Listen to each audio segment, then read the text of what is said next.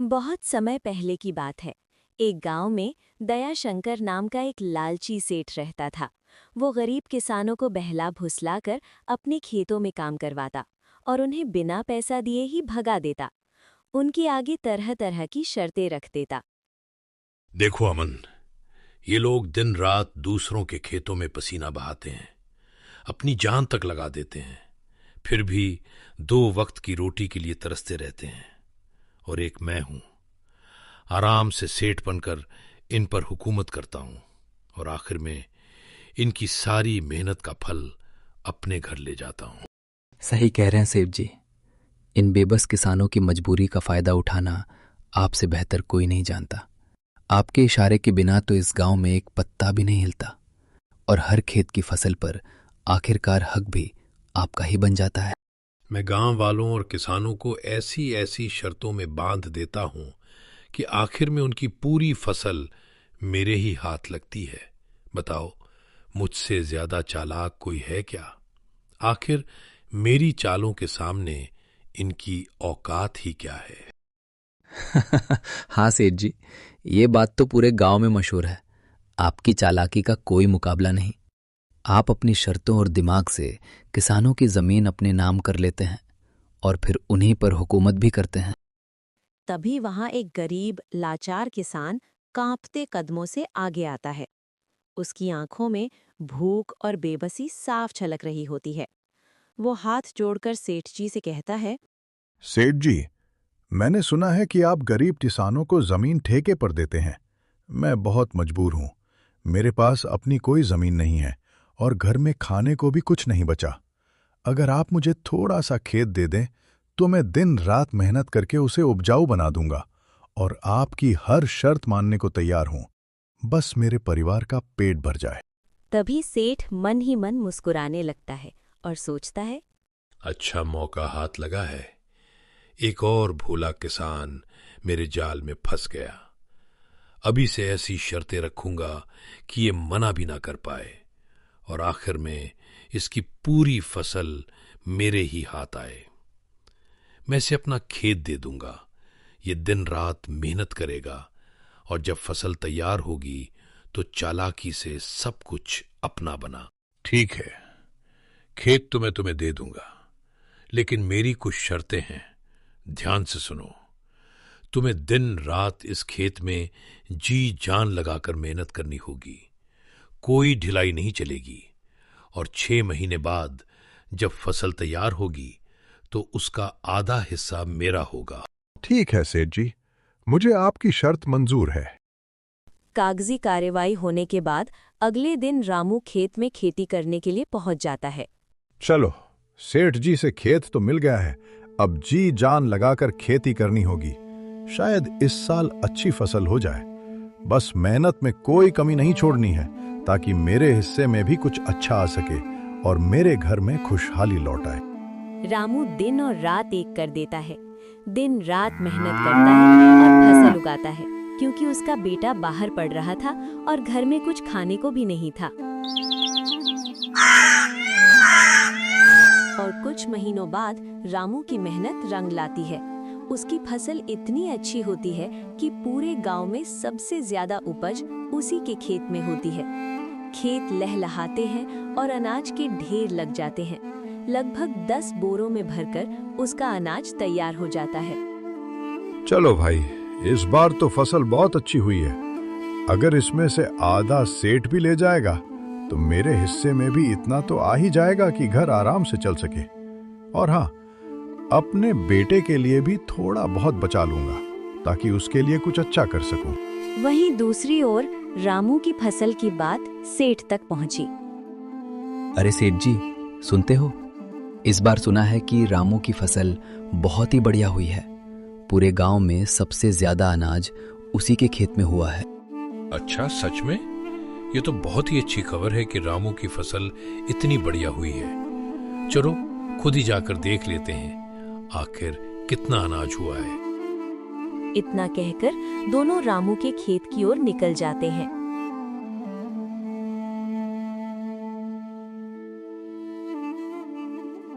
दोनों रामू के खेत में पहुंच जाते हैं। तभी सेठ रामू से कहता है, अरे रामू, फसल तैयार हो गई क्या? देखकर तो लगता है इस साल तेरी फसल बहुत अच्छी हुई है।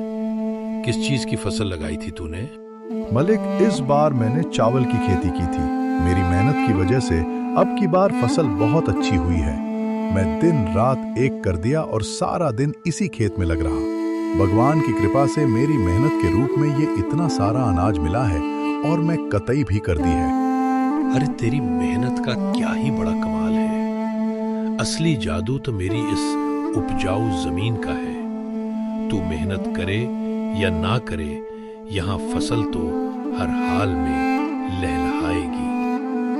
सेठ जी, खेत चाहे कितना ही उपजाऊ क्यों ना हो, अगर उस पर मेहनत न की जाए तो फसल नहीं उगती। मैं एक गरीब किसान हूँ। इस फसल के लिए दिन रात एक कर दिया है। ज्यादा जुबान मत चलाओ रामू। मेहनत तो किराए के मजदूर भी करते हैं, पर असली मालिक वही होता है जिसका खेत होता है। और जब जमीन मेरी उपजाऊ है तो फसल पर हक भी मेरा ही ज्यादा होगा।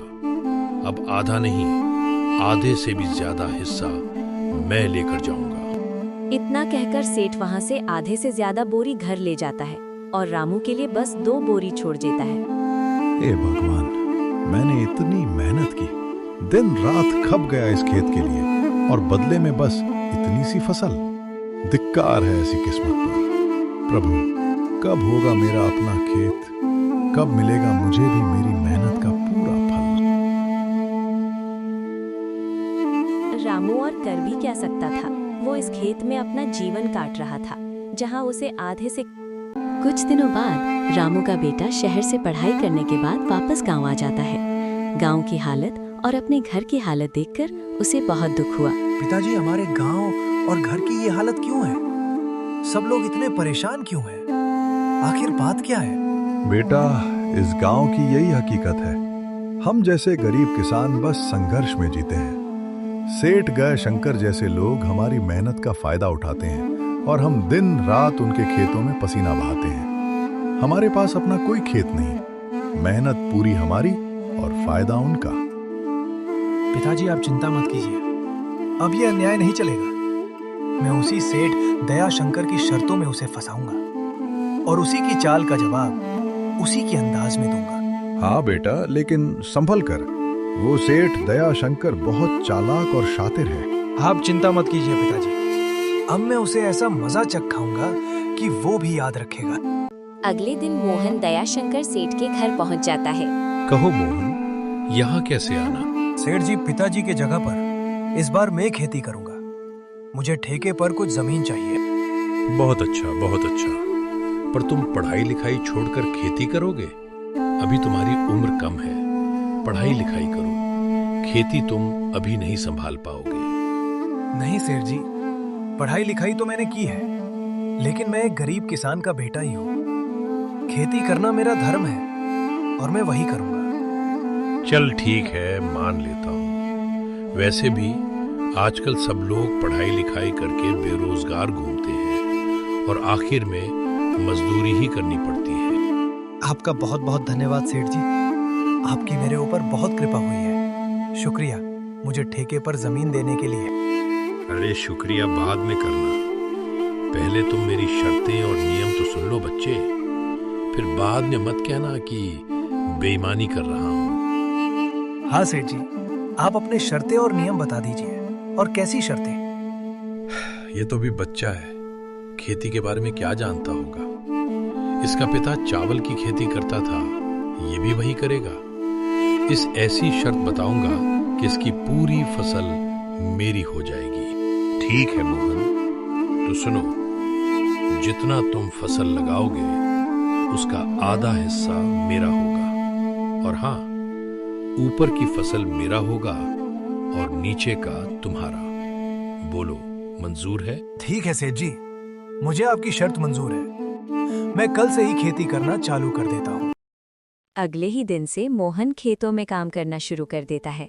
मोहन बड़ी चालाकी से इस बार चावल की बजाय गाजर की खेती किया था।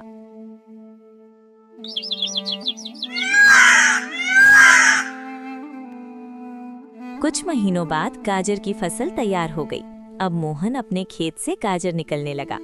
फसल तैयार होते ही ये खबर दयाशंकर लाल को पता चल जाती है और वो आधी फसल लेने मोहन के पास चला आता है। अरे मोहन, याद है ना मैंने क्या कहा था? फसल होने के बाद आधी फसल मेरी होगी और आधी तुम्हारी। हाँ सेठ जी, मुझे याद है, मैं भूल नहीं हूँ। और आप कहीं भूल तो नहीं गए कि आपने क्या कहा था कि जो फसल होगी उसका ऊपर का हिस्सा आपका होगा और नीचे का मेरा। तो आप अपना हिस्सा ले लीजिए। वो देखिए, वहां पर घास पड़ी है, ऊपर का हिस्सा आपका वही है। सेठ जी, ये लड़का तो होशियार निकला। उसने अब की बार चावल की फसल नहीं लगाई है, ये तो गाजर की फसल है और इसमें आपका हिस्सा तो सिर्फ घास ही है। अरे ये क्या, इस बार तुमने गाजर उगाई है? हाँ सेठ जी, बहुत सालों से मेरे पिताजी चावल की खेती करते थे, तो मैंने सोचा क्यों ना इस बार गाजर उगते हैं। बाजार में अच्छा बिकता है गाजर। पर सारे गाजर तो तुम ले रहे हो, मैं इस घास फूस का क्या करूंगा? ये तो मेरी किसी काम की नहीं। ये तो आपकी ही शर्त थी ना सेठ जी। अब आप ही अपने शर्त को मानने को तैयार नहीं है, ये तो गलत है ना। मैं कुछ नहीं जानता हूँ, आप अपना। इस तरह मोहन ने चालाकी दिखाते हुए सेठ को मुंह तोड़ जवाब दिया। सारे गाजर लेकर घर की ओर चल पड़ा और घास फूस सेठ के लिए छोड़ गया। ये देखकर सेठ का मुंह गुस्से से लाल हो गया। अरे मालिक, पूरे गांव में कोई भी आपके आगे तो क्या पीछे भी होशियारी करने की हिम्मत नहीं करता, और ये मोहन तो आपको बेवकूफ बनाकर चला गया। ये मोहन मुझे क्या बेवकूफ बनाएगा? अब मैं इसे ऐसे शर्त में उलझाऊंगा कि ये जिंदगी भर याद रखेगा।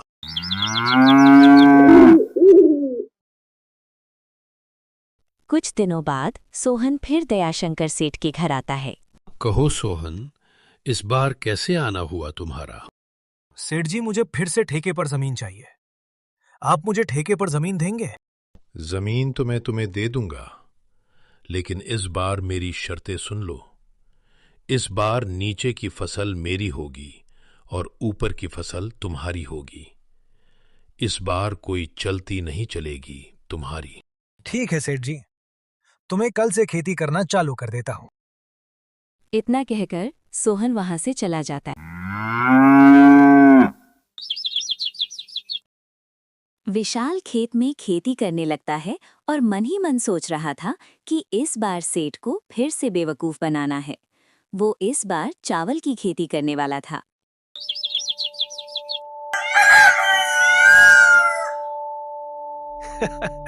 अरे वो भगवान की कृपा से और मेरी मेहनत की वजह से इस बार तो बहुत अच्छी फसल हुई है। आने दो उस चालक सेठ को, अब की बार उसे और तगड़ा झटका लगेगा जब उसे पता चलेगा कि इस बार मैंने चावल की खेती की है। कुछ दिन बाद खेत की कटाई हो जाने के बाद जब सेठ खेत में पहुंचा तो वो चावल की फसल देखकर हैरान और गुस्से से आग बबूला हो जाता है। अरे ये क्या, सपना है कि हकीकत? इस सोहन ने तो इस बार चावल की फसल लगाई है। ये तो मेरी सोच से भी ज्यादा चालाक निकला। इसका कुछ करना पड़ेगा। और सेठ जी, क्या हालचाल है? सब बढ़िया? देखिए सेठ जी, इस बार मैंने चावल की खेती की है आपके साथ मुताबिक। नीचे का फसल आपका, मतलब कि ये भूसा आपका होगा और ऊपर का फसल मेरा, यानी कि ये चावल मेरा होगा। इस तरह मोहन ने सेठ को दोबारा बेवकूफ बना दिया और अपनी चालाकी से सेठ को पोपट बना दिया। ये सब देखकर सेठ पूरी तरह से आग बबूला हो गया।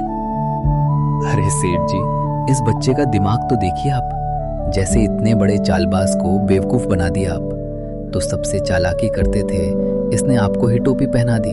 तुम सही कह रहे हो। मैं तो इसको बच्चा समझ रहा था, लेकिन ये तो बहुत चालाक निकला। आने दो, इस बार इसे पता चल जाएगा कि दयाशंकर सेठ क्या चीज है। इस बार इसको ऐसे शाट दूंगा कि ये भी मजबूर हो जाएगा अपनी फसल देने के लिए। सोहन ने चावल की कटाई की और फसल अपने घर लेकर आ गया। उसने फसल का कुछ हिस्सा गरीबों में बांट दिया। सोहन और उसके पिता रामू इस काम से बहुत खुश थे। कुछ दिनों बाद फसल बोने का समय आया। चलो आज फिर उस लालची दयाशंकर सेठ से मुलाकात करते हैं। ठेके पर जमीन भी तो लेनी है। देखता हूं इस बार क्या चाल चलता है मेरे साथ। इस तरह सोहन एक बार फिर उसे लालची सेठ दयाशंकर के पास जाता है। अच्छा, तो अब तुम मुझसे मिलने दोबारा आ गए। अब क्या खेल खेलना चाहते हो मेरे साथ?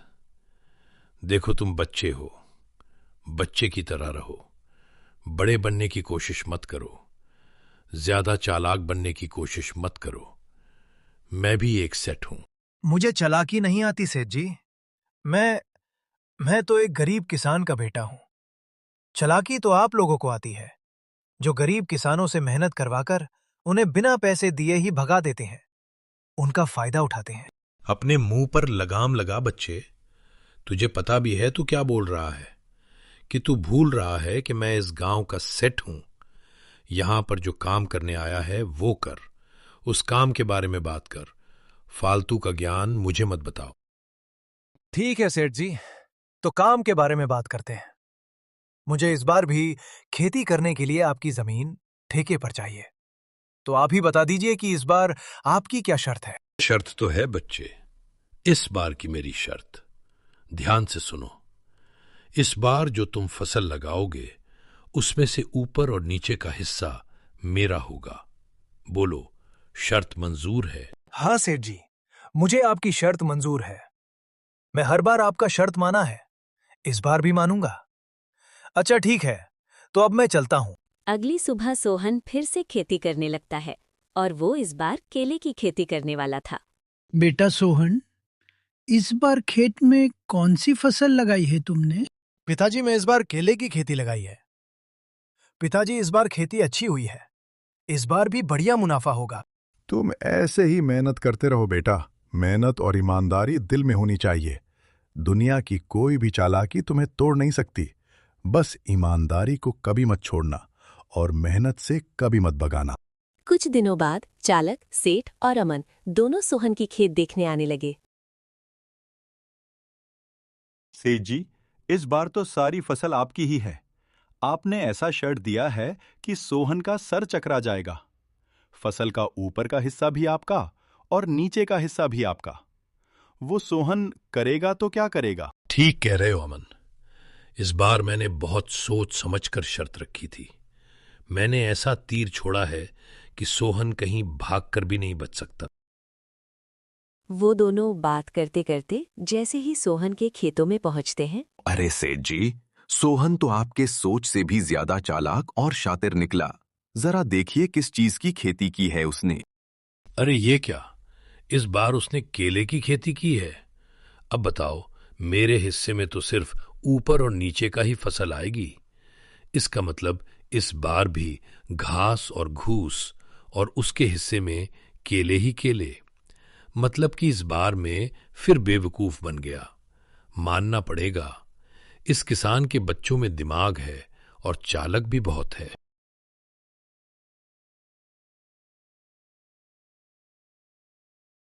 अरे आइए सेठ जी, क्या बात हो रही है आप दोनों के बीच में, मुझे भी बताइए। अच्छा बेटा, उल्टा चोर कोतवाल को डांटे।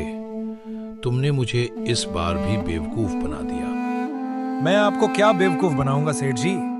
आप तो पूरे गांव वालों को बेवकूफ बनाते हैं। देखिए सेठ जी, इस बार मैंने अपने खेत में केले की फसल लगाई है। आपके साथ मुताबिक ऊपर और नीचे का हिस्सा आपका और बीच का हिस्सा यानी किला मेरा होगा।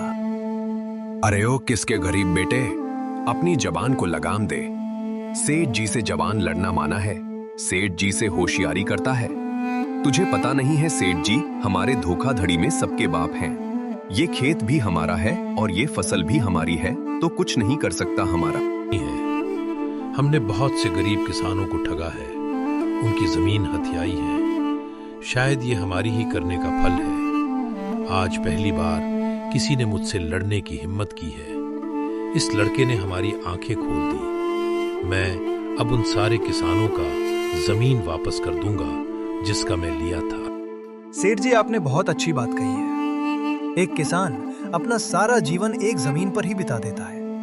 वो फटे पुराने कपड़े पहनता है ताकि उसके घर वालों का पेट भर सके। वो जीवन भर खेती करता है। इस तरह गरीब किसानों को सताना अच्छी बात नहीं है। मुझे बहुत खुशी हुई कि आपकी आंखें खुल गईं।